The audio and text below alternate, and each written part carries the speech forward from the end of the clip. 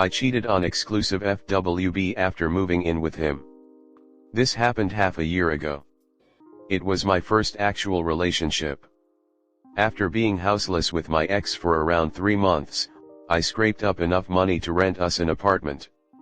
I got a different job after a few months, and there, I met a wonderful, hard-working person. We hit it off immediately. I had a sense of familiarity with them, and we both began telling each other things we wouldn't tell other people, the first week we started to know each other.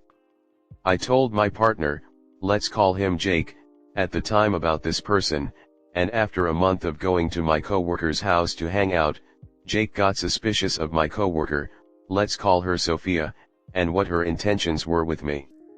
I knew what Sophia's intentions were, and I really wanted Sophia and I to spend the rest of our lives together. So, I broke up with Jake in order to be with Sophia. One thing about me, is that I am horrible at confrontation. When I broke up with Jake, I was met with immense frustration that I did not know how to handle. Jake wanted reasons as to why I was breaking up with him, but I didn't want to tell him the real reason why because Jake suffers from depression and has told me multiple times that he is suicidal. I, scared that Jake would hurt himself if I left him for Sophia, told him that I couldn't continue to be his house husband who did everything for him. Which is true, this is a big part of the reason why I left him. Little context, Jake had been out of a job for a few months and made no active effort to get a new one. I cleaned up after him all the time, cleaned up the space every day, dishes, bathroom cleaning, sweeping general house chores. No matter how many times I told Jake that he needed to contribute to our apartment, he always found an excuse or a way to not deal with it, or just went on his phone and forgot about it. My autism won't let me clean dishes because the gunk overstimulates me, sorry, I was asleep all day, to something I ask him to do before I leave for work, I'm tired, can we watch I promise I'll do it after. Nearly every time I asked him to take some pressure off of me, I was met with these responses, or another form of an excuse. Anyway, I just felt like I was the only one putting in effort and I got tired, to the point where I nearly lost my mind. I lost all romantic feelings for Jake in those months where I did everything for him. Sophia knew how to take care of herself. She was self-made, self-sufficient, makes me smile effortlessly, had goals, just like me. Of course, she had many qualities on top of that.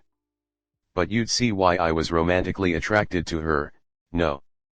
But yeah, Jake had none of these things. In fact, the only reason why I dated Jake was because I didn't know how to say no, and I was horny. Mainly horny.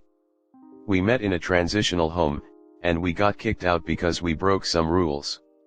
So, we became homeless together for a bit.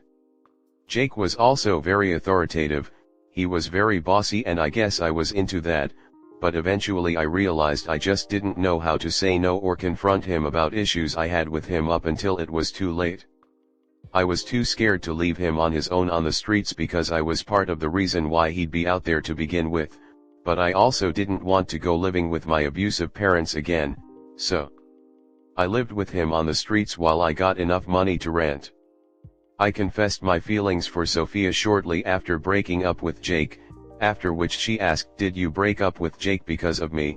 I replied no, which was a partial lie. I didn't want to confront Sophia about this because I was afraid that might change the way she feels about me, so I told her all the reasons I told Jake. At this point, me and Jake had agreed to be exclusive friends with benefits. On my part, it was because I knew that if I left Jake entirely on his own, he'd harm himself. I did not tell Sophia this, yet we had sex multiple times. One day, I brought Sophia over to my apartment while Jake was gone on a trip with his friend for a few days. Jake didn't know, and I had told Sophia that he was fine with her coming over, that was a lie. When Jake came back from his trip a day later, I had sex with him. I never told Sophia this, who was the other person I was having sex with nearly on a regular day basis. During the week that Jake came back, I went to Sophia's house, turned off my location, and silenced my phone for 2 days.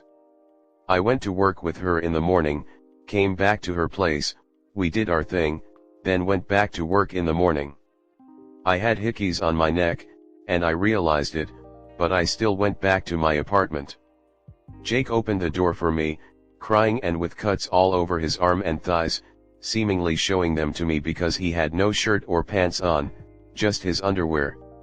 I showed up with hickeys on my neck.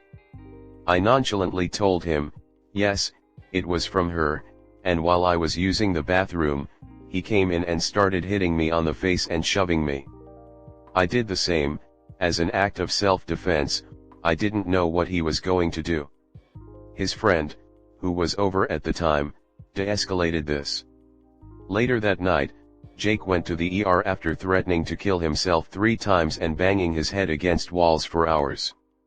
I really didn't want to deal with this, so I called an ambulance. After getting out of the hospital from seeing him, I invite Sophia over and we spend 2 days living in my apartment before Jake comes back. At the time, I thought that he was going to a ward, because that's what the doctor told me. Apparently not. Anyway, he came back 3 days later, and I was busted.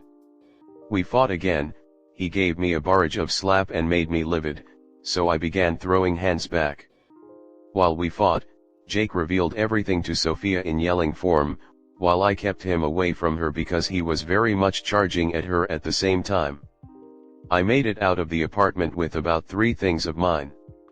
My phone and its utilities, my laptop and its utilities, a jar of shrooms I had bought the day prior, and the clothes on my back. Me and Sophia went back to her place, where she spent the entire night trying to get me to explain the entire situation. Shortly put, it went terribly, and we had to talk it out over the course of a month or 2. Work was difficult. I moved back in with my abusive parents, which are the reason why I was in transitional housing in the first place. I apologized a million times to Jake, but he wanted a lot out of me, so I took him out of my life and told him to never interact with me again. Fast forward over half a year, I am the happiest person I've ever been, living with Sophia and our pets. I apologized and made up with her, and she forgave me for my dishonesty. I can't help but think about my ex sometimes.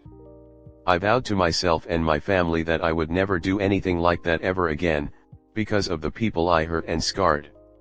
When I think about Jake and what that relationship was, I question if I'm a good person or not. It's not that I don't care, it's just that I couldn't begin to explain myself, even to myself. Comment. You got yourself out of a brutally unhealthy relationship and into a much better one, and I won't fault you for that at all. The way you went about it, however, was probably the worst possible option for everyone involved. I understand your perspective though, as I am also quite confrontation averse. Jake sounds like he is extremely unwell. It was never your responsibility to make sure he didn't succumb to his illnesses, so don't criticize yourself over that. If you are, you should never tolerate a romantic partner who uses violence, nor one who is an obvious emotional manipulator. I am sorry for the abuse and emotional manipulation you experienced. Full stop. Beyond that, I hope at some point you develop some character and integrity. So you knew this guy was depressed and suicidal and still cheated? LOL. Wow. Next story 2. Cheated on while pregnant. Yup, you read it? Wasn't even 24 hours after having my C-section when I got sent a video of what was my BF in bed with another woman. He cheated on me when I was about 7 months pregnant with his ex, who he still sees because they share a child. She wanted revenge because I was the first and only person he dated after they broke up when she was pregnant in 2019. So after I gave birth, she decided to send me a video of him in her bed. What an evil fucking thing to do. It wasn't the first time he cheated on me, and he had spent the first half of my pregnancy in jail for DV.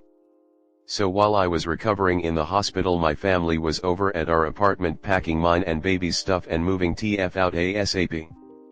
I gave him more than enough chances and had hoped our baby was going to change him for the better. I know he was the cheater, but they're both to blame. She was acting civil and nice to me knowing she fucked him. We were talking about making sure our kids would have a sibling relationship no matter what.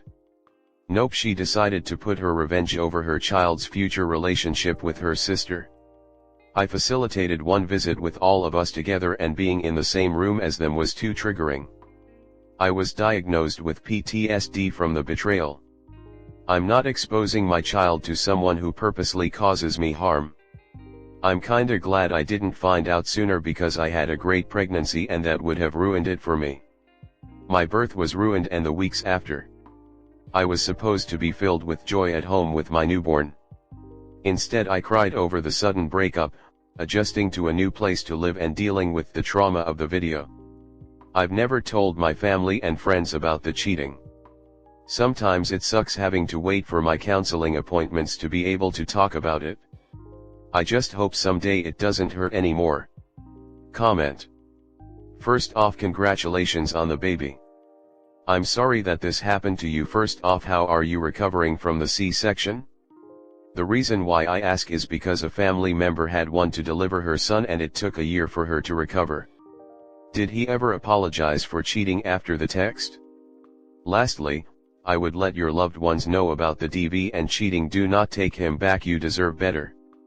God bless you and your little one. They know about the DV. While in the hospital I told them that's why I didn't want to go back home instead of it being that and cheating. I'm just embarrassed. Thank you. Baby and I are happy and healthy. I recovered unusually well from my C-section. I didn't take any of the narcotics they offered and had very little pain. I have a high pain tolerance though. I'm almost 4 months postpartum and have resumed all activities. Sometimes my tummy is sensitive and gets sore, especially on days I've done a lot. Otherwise the betrayal has been more painful than the procedure. He did apologize. That doesn't make up for it though. He explained that's why he became distant towards the end of my pregnancy, because the guilt was eating away at him. He continues to apologize and beg for me back. I do have to say this though, and please don't take this the wrong way. If in the future you have a man who puts his hands on you and you are not threatening his life with a weapon like a gun or a knife, never give them a second chance. Never talk to your ex unless it's about the baby. Is he involved in the baby's life?